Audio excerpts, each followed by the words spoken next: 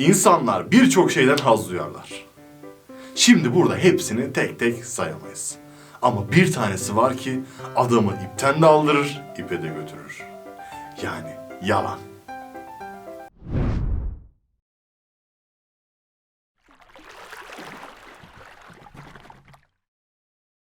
Çağımızın en revaçta olan konusu yalan söylemek. Yalan nedir bir bakalım şimdi. Yalanın da şimdi bilimsel tarafı olur mu ya? Demeyin, olur. Ziya!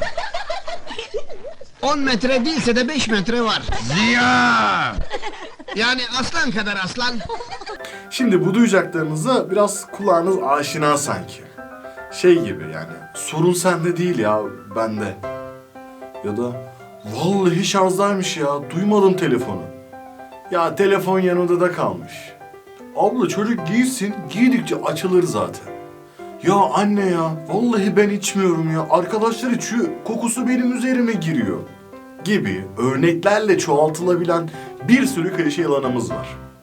Geçmişte bir arkadaşa bakıp çıkacaktımla başlayıp günümüze kadar gelişerek gelen yalanlar. Bazıları vardır ki yalan parayla olsa kredi çeker gene söyler. Bunu etrafınızda mutlaka söyleyeceğiniz birisi vardır. İşte o arkadaşımız bize şunu yapmıyor mu?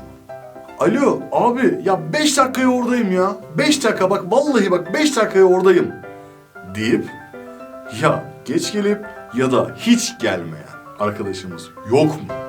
Şu an izleyenler şey diyor, bu benim aynı şu arkadaşım demiyor musunuz? Hani diyorsunuz, evet işte o arkadaşınız. O arkadaşınıza dikkat edin ama birazdan anlatacaklarım çok önemli. Biz o arkadaşlarımızı seviyoruz, değer veriyoruz. Ya böyle küçük yalanlarına da çok daha önemsemiyoruz, takılmıyoruz yani. Peki ya durum daha ciddiyse?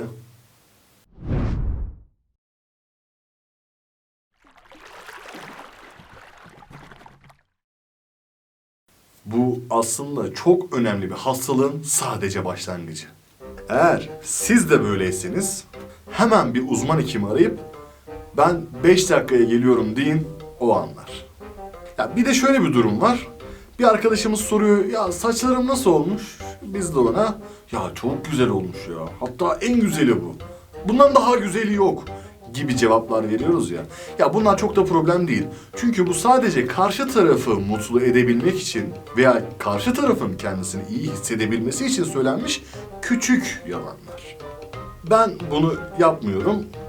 Yapmadığınızda da size odun diye hitap edebiliyorlar. Buna da çok aldırış etmeyin. Boş verin ya. Doğru söylemek her zaman daha iyidir. Ziya! Şimdi bir de durumun ciddi tarafından bakalım. Kişinin çocukluğunda yaşadığı travmalar veya istismarlar sonucu problemler ortaya çıkar.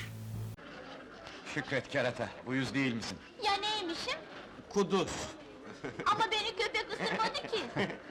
Halit abini ısırmış. Hadi lan. Çarparım ha. Davranış bozukluğu veya da özgüven eksikliği, aşağılık kompleksi oluşabilir. Aşağılık kompleksi deyince bazılarımız bunu yanlış anlayabiliyor. Bu bir hakaret değil, bu bir hastalığın ta kendisi. Ve çok önemli bir hastalıktır, tedavi edilmesi gerekir. Bu hastalıkta ise şöyle bir şey karşımıza çıkıyor. Bu kişiler kendilerinin eleştirilmesine tahammül edemezler. Çabuk tepki gösterirler. Aman abi ya, olmaz olur mu? Sürekli onaylanmak ve takdir görmek isterler. Sürekli kendisinden bahsedilmesini ve övülmesini ister. Bunun için ise yalana başvurabilir. Eğer ki böyle olduğunu düşündüğünüz kişiye durumu anlatırsanız kabullenmeyecektir.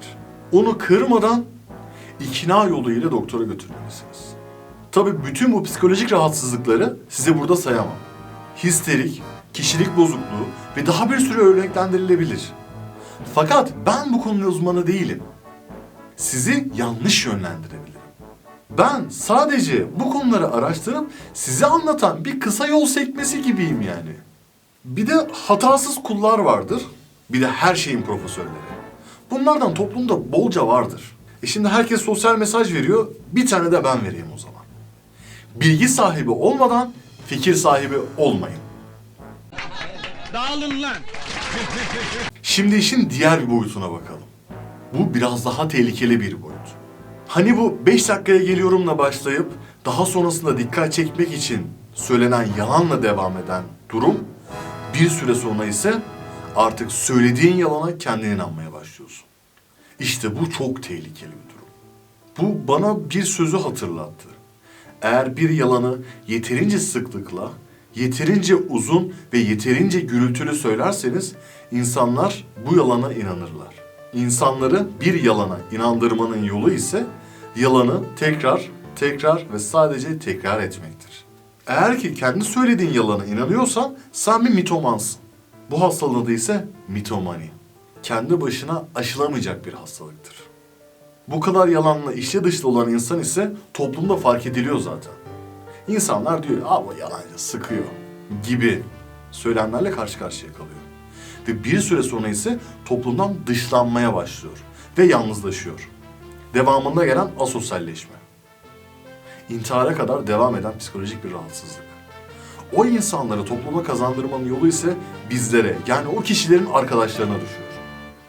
Biz onları kırmadan hastaneye gitmeye ve tedavi olmaya ikna etmeliyiz. Ruh da aynı beden gibidir. Yani tedaviye ihtiyacı vardır. Biz soğuk algınlığı yaşıyoruz, ciğerlerimizi üşütüyoruz. Fakat tedavi olmazsak, uygun şartları sağlamazsak zatürreye çevirebilir. Devamından ölüme kadar giden bir yolu vardır. Aynı ruh da böyle. Küçücük bir şey olabilir. Uygun şartlar ve tedavi sağlanmazsa ölüme kadar gidebilir. Eğer bu tarz videolarımızdan haberdar olmak istiyorsanız lütfen abone olmayı unutmayın ve takipte kalın.